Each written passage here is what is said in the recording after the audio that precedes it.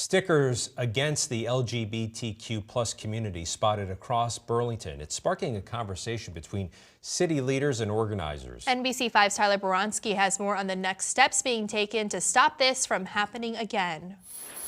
In this conference room inside of Burlington City Hall, city leaders and community members hashing out ideas on what can be done to prevent anti-LGBTQ plus messages like anti-trans stickers that popped up around the city. You know, what's challenging and really upsetting about these stickers is that Burlington is a community that wants to be inclusive and welcoming to everyone.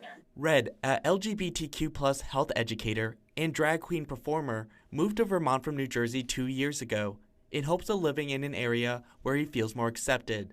But that hasn't always been the case. It sends the message out to anybody who, one, is living within Burlington, living within the state of Vermont, and who are looking to, say, come live here on the reason of Vermont being such a queer, driven, such a LGBTQ safe space, a safe state.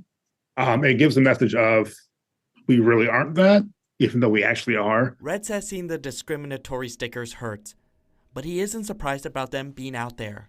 I see it as people up here are more brazen and more like bold with their ideologies and their opinions on things they believe in. According to the Chin County State's attorney, because these stickers don't contain any direct threats, they fall under free speech, making it difficult to win in a criminal case against the people who put them up. But that doesn't mean steps can't be taken to prevent things like this from occurring in the first place. We have some work to do coming out of it before I think we can talk specifics. But again, I think the overarching message that came out of it and that I'm confident about and hopeful about coming out of the meeting is that there is more that we can do together as a community to make sure that trans people that live here in Burlington or are visiting here feel welcome, valued, and loved. Red knows what he would have suggested if he was at the meeting. I would say for the city to adopt the see something, say something kind of mindset.